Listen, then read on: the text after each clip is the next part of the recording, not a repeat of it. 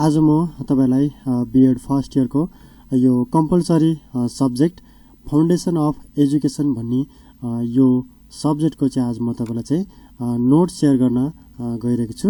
यो चाहिँ English मिडियमको note रहेको छ, जो चाहिँ इंग्लिश मिडियम हुनुहुन्छ तपाईहरुको निम्ति चाहिँ मैले यो फाउन्डेसन अफ एजुकेसन भन्ने सब्जेक्टको चाहिँ यो मैले तपाईलाई चाहिँ नोट यहाँनिर शेयर गर्न गइरहेको छु। यहाँ तपाईहरु हेर्न सक्नुहुनेछ। अघिल्लो भिडियोमा चाहिँ मैले तपाईलाई चाहिँ एन्शियन्ट पिरियड को बारेमा चाहिँ मैले तपाईलाई चाहिँ शेयर गरेको थिएँ भने आज चाहिँ म तपाईलाई चाहिँ यो मेडिभल पिरियड चाहिँ यसको बारेमा चाहिँ म तपाईलाई चाहिँ यहाँनिर यो नोट शेयर गर्न गइरहेको छु। सुरुमा तपाईले चाहिँ सुन्न सक्नुहुन्छ, त्यसपछि तपाईले चाहिँ यसलाई चाहिँ नोट गर्नुस् र तपाईले चाहिँ यसलाई चाहिँ यो जुन मेन पोइन्टहरु चाहिँ म पोइन्ट वाइज चाहिँ मैले तपाईलाई चाहिँ यो यहाँनिर शेयर गरिरहेको छु। यो चाहिँ तपाईलाई चाहिँ पढ्नको निम्ति अथवा याद गर्नको निम्ति सजिलो होस् भनेर चाहिँ मैले तपाईलाई चाहिँ यसरी शेयर गरिरहेको छु, ताकि तपाईलाई चाहिँ एक्जाममा पनि तपाईलाई चाहिँ एक्जाम प्रिपेयर गर्नको निम्ति पनि तपाईलाई चाहिँ यो सजिलो हुन्छ। त्यो कारणले गर्दा मैले पोइन्ट वाइज मैले तपाईलाई चाहिँ यसरी शेयर गरिरहेको छु। सुरुमा चाहिँ म तपाईलाई चाहिँ पढेर सुनाउने छु, त्यसपछि तपाईले यसलाई चाहिँ नोट गर्न सक्नुहुन्छ। मेडिभल पिरियड भनेको चाहिँ 476 टु 1492 BC रहेको छ, के रे एडी रहेको छ। Medieval period in Europe is divided into two period, that is the dark age 476 to 1000 AD and the age of revival 1000 to 1492 AD रहेको छ।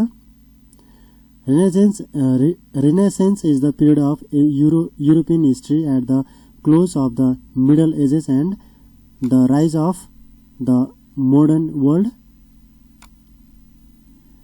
In China, 3 oral texts were used to teach children by rote memorization the written characters of their language and the basics of Confucian thought. In India, the first millennium and the few centuries preceding it saw the flourishing of higher education at Nalanda, Takshashila University, Ujjain and Vikramshila University.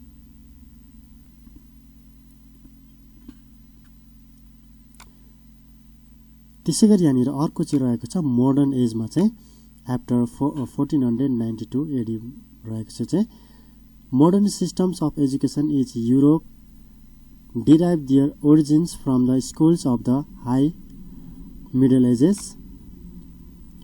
The curriculum of the educational institutions of this period was frequently based around the trivium and quadrivium and was conducted in Latin. There was an increasing academic interest in education and the first attempts to create what might be considered academic relations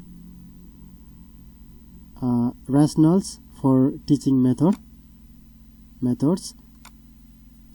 The chief contributors of education in modern age are Francis Bacon, John Locke, Jean-Jacques Rousseau, John Henry Pestalozzi, John Frederick Hubbard, Frederick Froebel, Herbert Spencer, John Dewey, Maria Montessori, etc. यो चाहिँ यो माथिको जुन मैले कुराहरु चाहिँ share गरे यो चाहिँ मोडर्न एज लगायतका यो चाहिँ मेडिभल पिरियड रहेको छ। यो चाहिँ तपाईले चाहिँ कुन बेला चाहिँ तपाईले चाहिँ यो याद गर्नु कुन बेला चाहिँ यो कुरा तपाईलाई चाहिँ इम्पोर्टेन्ट हुन्छ भन्दाखेरि यो चाहिँ हिस्ट्री अफ एजुकेसनको बारेमा तपाईले चाहिँ एक्सप्लेन गर्दाखेरि अनि त्यसैगरी त यो जुन एजुकेसन सब्जेक्ट रहेको छ यो एजुकेसनको चाहिँ हिस्ट्री के रहेको छ, कहाँबाट सुरु भएको छ भन्ने कुरा चाहिँ भन्नको निम्ति इभोल्युसन अफ एजुकेसन जुन रहेको थियो त्यसको निम्ति चाहिँ तपाईले चाहिँ यो पोइन्टहरु तपाईले चाहिँ याद गर्नुपर्ने छ र यही पोइन्टहरुलाई तपाईले चाहिँ एक्सप्लेन गर्दै तपाईले चाहिँ लेख्नु भयो भने तपाईलाई चाहिँ इभोल्युसन अफ एजुकेसनको बारेमा तपाईलाई चाहिँ थाहा हुनेछ। यो चाहिँ यो पोइन्टहरु चाहिँ इभोल्युसन अफ एजुकेसनको बारेमा हो। तपाईले चाहिँ त्यो नोट गरेर तपाईले याद गर्न सक्नुहुनेछ। अब चाहिँ यहाँनिर चाहिँ रहेको छ मिनिङ एन्ड डेफिनेसन अफ एजुकेसनमा। यो मिनिङ र डेफिनेसन तपाईले चाहिँ यो चाहिँ फरक रहेछ। मिनिङ भनेको चाहिँ एजुकेसनको मिनिङ र डेफिनेसन भनेको चाहिँ विभिन्न फेमस पर्सनहरुले चाहिँ यो एजुकेसनसँग सम्बन्धित त्यो व्यक्तिहरुले चाहिँ राखेको भनाइहरु हैन, मिनिङहरु दिएको मिनिङहरु चाहिँ त्यो चाहिँ डेफिनेसन चाहिँ रहेको छ। Generally, education means acquisition of knowledge, understanding, intelligence, conscience, wisdom, etc. There is no limit of time, place, and age for acquisition of education. Everyone can receive education from every source such as schools, parents, society, colleges, mass media, etc.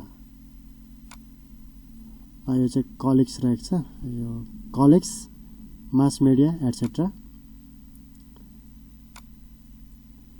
Meaning of एजुकेसनमा चाहिँ यहाँनिर यो 5 वटा रहेको छ। यो 5 वटा अनुसार चाहिँ फरक चाहिँ मिनिङ चाहिँ रहेको छ। Etymological meaning of education, narrower meaning of education, wider meaning of education, actual meaning of education र analytical meaning of education. The meaning of education is not limited to school education. The meaning of education as the harmonious development of innate power of a child. Education as a tripolar process. Education as a dynamic process. Education as a process of social development. Education as a modification of behavior. यो point चाहिँ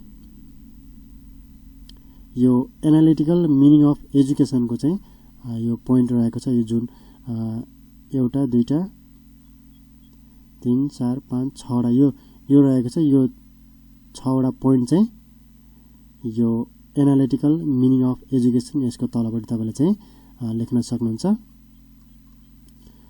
र यहाँ सुरुमा चाहिँ इटिमोलोजिकल meaning of एजुकेसनको बारेमा चाहिँ यहाँनिर रहेको छ। Etymologically, education means the process which brings out the internal potentialities and abilities of learners. Etymological sources of the word education, यहाँनिर चाहिँ यो इटिमोलोजिकल अथवा यो शाब्दिक यो जुन शब्द यो वर्ड रहेको छ, एजुकेसन भन्ने वर्ड रहेको छ, यो वर्डको चाहिँ मिनिङ भनेको नै इटिमोलोजिकल मिनिङ रहेको छ। यहाँनिर इटिमोलोजिकल सोर्स अनि अथवा यो नेपाली इंग्लिश वर्ड रहेको छ। इटिमोलोजिकल मिनिङ भनेर चाहिँ रहेको छ। संस्कृत ल्याटिनबाट आएको छ। यो शिक्षा संस्कृतबाट, अनि यो एडुकेटम, एडुसियर, एडुकेयर भन्ने चाहिँ यहाँ रहेको छ। यो चाहिँ इंग्लिश सोर्सबाट आएको, इंग्लिश नेपालीबाट। यो नेपाली चाहिँ शिक्षा, यो संस्कृत शब्दबाट शिक्षा रहेको छ, अनि अर्थ चाहिँ यसको शिक्षा दिने रहेको छ भने एडुकेटमको चाहिँ to train act of teaching, एडुसियरको चाहिँ to lead out, to draw out, अनि एडुकेयरको चाहिँ टु ब्रिङ अप टु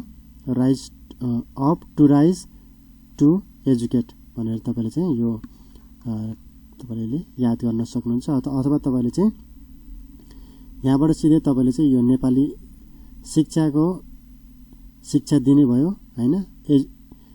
एडुकेटमको चाहिँ तपाईले चाहिँ यो याद गर्नुस्, एडुसियरको यो याद गर्नुस्, अनि एडुकेयरको तपाईले चाहिँ यो याद गर्न सक्नुहुन्छ। Education is a process which brings the internal potentialities of a learner outside. Education is the process of training, raising the children and drawing out the fuller internal ability of an individual. अब यहाँनिर अर्को रहेको छ narrower meaning भनी। Narrower meaning of education. In the narrower sense, education is limited within the boundary of a school. T. Raymond considers such as type of education as bookish knowledge which may not be adequate for the all-round development of an individual. In narrower sense, education can be considered only as training or teaching. यो चाहिँ narrower meaning रहेको छ भने अर्को चाहिँ यहाँनिर wider meaning मा चाहिँ रहेको छ wider meaning of education. In a wider sense, education is not limited to the boundary of school. Education is related to all the knowledge, skills and attitudes which people acquire in the course of their life from various sources. In broader sense, education is a lifelong process free from any formalities. अर्को यहाँनिर चाहिँ रहेको छ actual meaning of education. The actual meaning of education is that process which assists the intellectual, physical, social, economic, cultural, spiritual, moral and material or all-round development of an individual.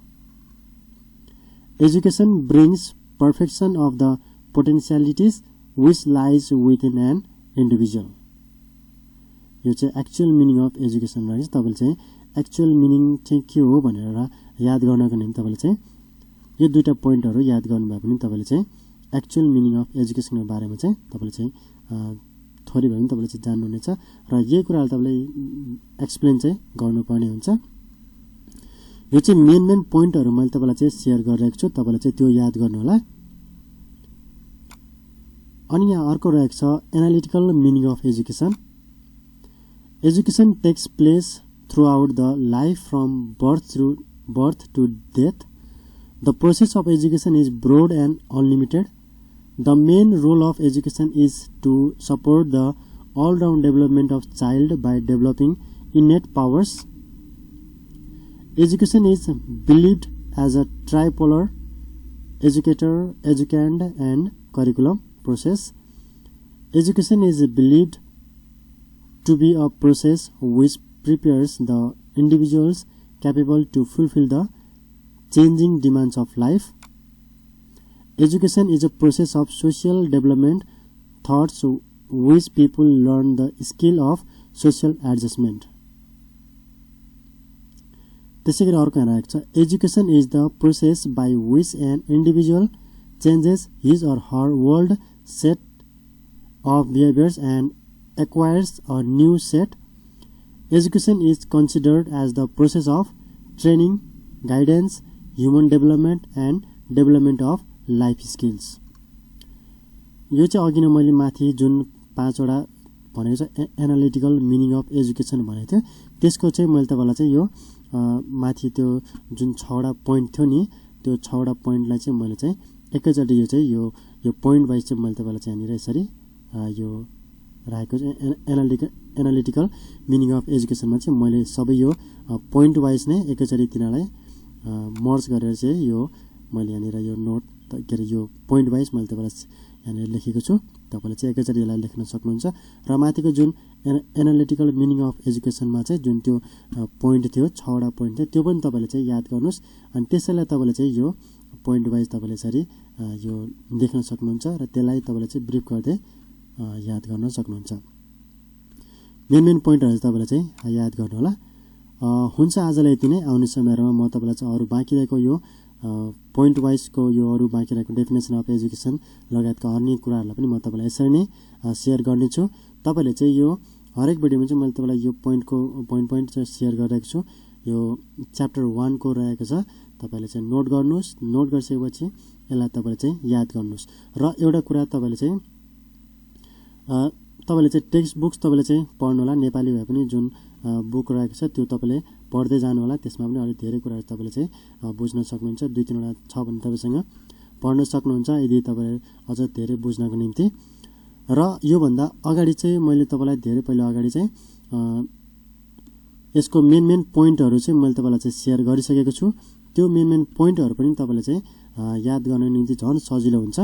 Main पोइन्टहरु यो चाहिँ point wise paragraph बनाउनको निम्ति तपाईलाई चाहिँ सजिलो हुन्छ हैन त्यो चाहिँ मेन पोइन्टहरु सम्झिनको निम्ति सजिलो हुन्छ तपाईले चाहिँ मेरो डिस्क्रिप्सनमा अथवा यस मैले भिडियोको अन्तिमतिर चाहिँ आई बटनमा तपाईले चाहिँ चेक गर्न सक्नुहुन्छ र प्लेलिस्टमा गएर पनि तपाईले चाहिँ त्यहाँनिर चाहिँ तपाईले सर्च गरेर तपाईले चाहिँ त्यहाँबाट पनि तपाईले चाहिँ नोट गरेर पढ्न सक्नुहुन्छ हुन्छ आजलाई यति नै आउने समयमा अरु बाँकी रहेको कुरालाई पनि म तपाईलाई यसरी नै शेयर गर्ने छु तबसम्म चाहिँ तपाईले चाहिँ मेरो भिडियोलाई चाहिँ लाइक गरिदिनु होला शेयर गरिदिनु होला र मेरो च्यानललाई तपाईले सब्स्क्राइब गर्नुभएको छैन भने सब्स्क्राइब पनि गरिदिनु होला